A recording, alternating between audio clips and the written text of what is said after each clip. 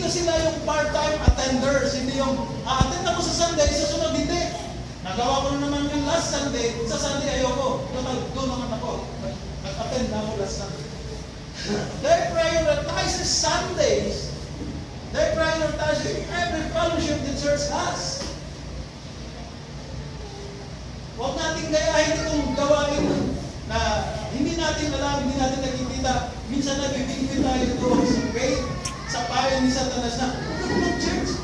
Alam ng Diyos yan, naiintindihan ng Diyos ang iyong puso. Hindi tinitingnan ng Diyos kung ano yung ginagawa mo, mas tinitingnan ng Diyos yung puso. Kung ang puso mo ay doon, huwag ka pupunta doon sa church, doon ang puso ko eh. Sundin mo yun.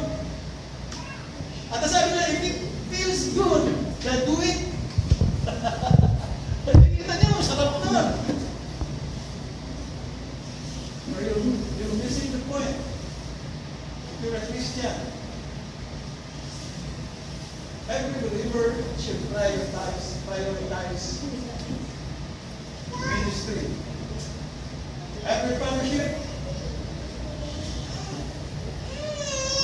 Now, gusto ko sanang i-share. Kaya lang wala si Brad Boy dito. Pinatatawad naman po natin siya sa pagkat. Namatay ang kanyang nanay kahapon at wala sila ngayon. Pagkat kailangan nilang harapin yung kanilang obligation.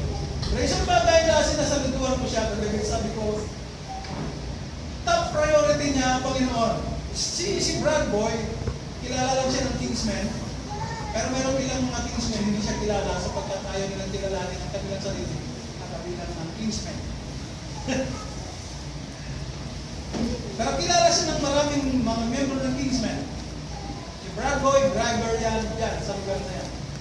Ang trabaho niya ay magtapon ng mga na-extract ng mga basura o lupa o anumang mga bagay sa kung saan sa lugar.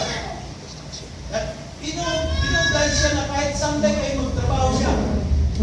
Kahit na alas 10 na ng gabi, bumibigay siya. Pero later on, nagkaroon siya ng kaisipan na siya ay nagsisimula ng palataya. Dati ang naharap niya ay baso at bote kasama ng ibang mga membro ng Kingsmen. Na-realize niya, nakita niya na kailangan niya mag-posisyon. At sabi niya, kung magpapatuloy ako magtrabaho, mamimiss ko ang paglilingkod sa Panginoon. So mas pinili niya maglingkod sa Panginoon kaysa magtrabaho ng Sunday.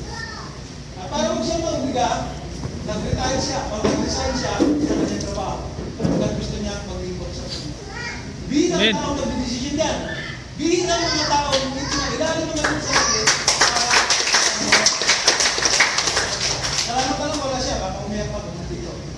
Pero pinupuri ko Panginoon dahil sa isang decision ng tao. Priority. Top 1 priority ng isang Christian, ang humarap sa Diyos.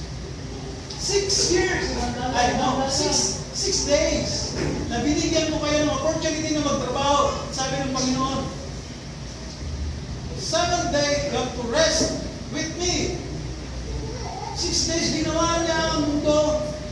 Sa creation account, mabasa niya. Sa 7th day, nagpahinga ang Panginoon. Sabi ko, hindi siya nagpahinga dahil napagod ng Diyos. At ibig sabihin nung pahinga doon, siya ay nag-enjoy sa kanyang ginawa. Yun ang na-miss ng church. At marami mga Kristiyano ay guilty sa ganitong kasalanan. Pero alam ko ang kanilang mga puso, mayroon silang desire na sumamba. Lamang kulang sila sa kanilang desisyon. Kulang ang kanilang pagpili na gawing pangunahin ang Panginoon. Mayroon silang fear. Losing this job, wala kaming pagkain. Wala akong trabaho ganito, wala akong pampaaral. Wala akong future. Maaaring makalimutan nila na ang lahat ng mga bagay na kailangan natin ay nagmumula lamang sa Panginoon. Amen. Amen? Amen. Saludo ko sa mga tao, pinili nila ang linggo na mabakante sila at ang pagkabakante niyan ay sa Panginoon. So, kaya imagine niyo 2 hours ka lang harap sa Panginoon sa pagtitipon. Sa fellowship,